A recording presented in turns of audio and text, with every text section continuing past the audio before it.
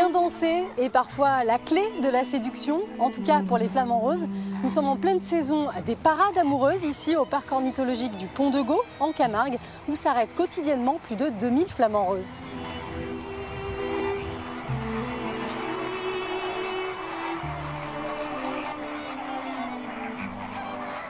Je crois qu'il y en a à peu près 3000 aujourd'hui, ce qui est effectivement beaucoup pour le site. Mais c'est souvent comme ça, il y en a beaucoup l'hiver. C'est vraiment en ce moment la meilleure période pour les observer ici. Antoine est ornithologue, spécialiste des flamants roses. Il sillonne régulièrement les marais camarguais pour les étudier. Qu'est-ce que vous observez là, Antoine? Là, je suis en train de rechercher les oiseaux porteurs de bagues. Et je relève les bagues et je les note sur mon carnet. Là, par exemple, j'observe IZHB. Et je sais que ce code, c'est un oiseau qui vient d'Italie. Ensuite, dans notre base de données, je pourrais savoir précisément de quelle colonie italienne il vient et en quelle année il a été bagué. L'hiver, c'est vraiment le moment des parades amoureuses pour les flamands et qui enchaînent ce qui s'apparente à des mouvements de danse. Ils vont taper sur l'eau, ouvrir les ailes, faire une sorte de révérence, marcher en bougeant la tête de gauche à droite. Et le but de cette parade, c'est évidemment trouver l'âme sœur, c'est ça? Oui, c'est lors des parades qu'ils vont s'apparier avec un individu qui va parader, on va dire, de la même manière qu'eux. Et il reste ensuite fidèle pendant 1 an, c'est ça à peu près? Il reste fidèle pendant 1 année, c'est ça. Le temps de la couvaison, d'élever le poussin jusqu'à l'envol du poussin. Outre une chorégraphie bien orchestrée, tous les moyens sont bons pour séduire son partenaire, qu'il soit mâle ou femelle. Ils ont la particularité aussi même de se maquiller, je crois, les flamands. Comment ça marche? Ouais, ça c'est particulier. Tous les oiseaux en fait vont s'enduire les plumes de graisse. C'est de la graisse que produit leur glande. Donc c'est ce qu'on appelle la glande uropygienne qui est au niveau du croupion. Donc ils vont avec le bec chercher de la graisse et ils vont pouvoir se lisser les plumes comme ça. Donc ça permet d'imperméabiliser les plumes, de les rendre les plus solides aussi.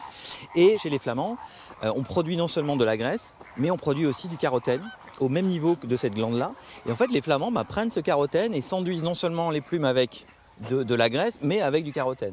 Donc on a dit, les flamands finalement se maquillent. Puisque c'est très logique en même temps, puisque comme on sait que c'est la couleur qui les rend attractifs, finalement, se maquiller, s'enduire les plumes, être le plus coloré, le plus beau ou la plus belle, c'est un gage de réussite pour la reproduction à venir. Avec les enfants, on a souvent ce petit raccourci, on parle des carottes qui sont colorées par le carotène, et le flamand c'est pareil. Carotène, oui, qui est dans les algues donc. Exactement, dans les algues et ensuite qui se transmet par les aliments, c'est ça, dans le plancton. Parce qu'ils mangent, vous expliquiez, vraiment en aspirant oui. Finalement des micro-particules. Ah oui, ils filtrent. En fait, ils ont un bec qui est très épais, qui est pourvu de petits filtres, comme des fanons. Ils ont une langue qui est très épaisse, qui fonctionne un peu comme une pompe aspirante. Et donc cette langue, elle fait rentrer en fait de l'eau et des organismes. Et elle va par un mouvement inverse éjecter l'eau qui passe par les filtres et garder les organismes à l'intérieur. C'est comme une espèce de passoire, où on peut comparer ça à la baleine, mais voilà, donc le flamand filtre. Située le long de la route entre Arles et les Saintes-Maries-de-la-Mer, la réserve ornithologique abrite plus de 250 espèces, canards, aigrettes, mais aussi de nombreux hérons, des ibis au roitelet jusqu'au Milan royal. Un lieu conçu pour observer la nature de très près. On voulait un espace qui soit ouvert à tous les publics et que tout le monde puisse voir des oiseaux. Pas seulement des ornithos, pas seulement des photographes équipés avec des très grands zooms, mais on voulait rendre ça accessible. Et donc on voulait qu'il y ait une proximité plus forte. Ça nous permet aussi, nous, de pouvoir mieux sensibiliser. Parce que quand on trouve un truc très beau et qu'on l'observe de près, on a peut-être moins envie ensuite de l'abîmer en pleine nature où on a un rapport qui n'est pas le même. Et donc c'était vraiment l'objectif numéro 1 de ce lieu, de ce petit havre de paix pour oiseaux. Ouais.